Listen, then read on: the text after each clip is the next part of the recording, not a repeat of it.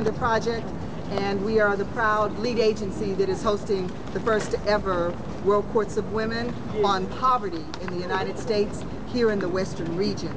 I am really proud to also add our voice, one of many occasions, to the growing crime that violence perpetuates in our life.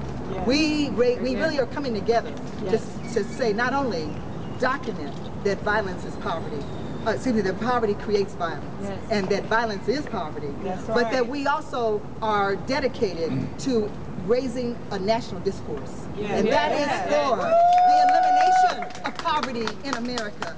And that we also see this as an opportunity for elevating the need for building a transformative movement that is dedicated to transforming our economy.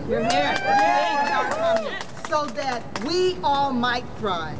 So that we all might thrive. Now, some might say, oh, those women are just doing airy-fairy women's dreamer thing. But you know, the mayor just cited several statistics that show that we are far from airy-fairy. We are disproportionately poor. We are disproportionately abused. We are disproportionately at every step along the line. As we are women with disabilities, as we are women who are in the workforce and discriminated against, as we realize that as the robots that are developing and taking even the few jobs that we once had are growing, that we are a part of the growing contingency workforce, that we are a part of the growing part-time workforce. We indeed need a new social contract for the 21st century. So we are not to be here simply to cry. We will, because the suffering of our people is real. Our government should be ashamed that it is allowed these corporations to steal our democracy. And we're convened today to not only fight back, but begin to craft the vision where not only we might thrive, but where we might begin to contemplate the notion that we have to have the space and the opportunities to have healing for our women and their families, for our planet. We dare to vision this. We dare to vision this. Now, some things you might say, well, these are, again, these women with airy-fairy ideas. Well, you know, we'd like to offer we're going to have some real specific solutions. What are those? Let's look at something that our allies, one of the endorsers, 50 groups that endorse this effort, 50 groups throughout the western states and the country, but particularly here in the western states.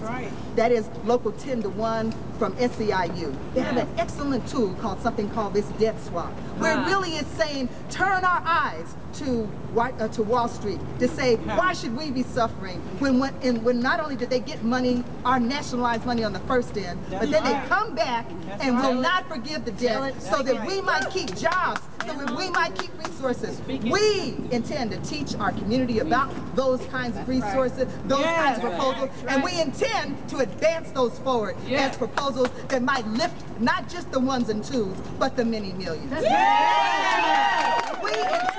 to highlight, again, from our little city of Oakland, where the people, our young people, have fashioned an initiative out of Unity High School, where we might be able to do this small little thing called funding free public education.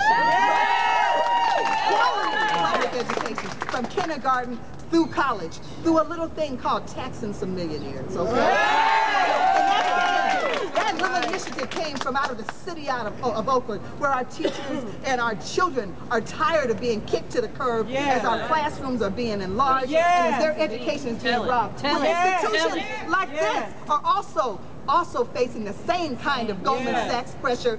We say, damn Wall Street, it's time to reclaim our city so that we, the workers who built the wealth, in fact, apply it to the needs of our people so that we all might thrive. That's today, over the next few days, is to document our suffering, and when the politicians cannot hear, cannot move, we will build, we will raise the new solutions, and we will ensure craft the new America.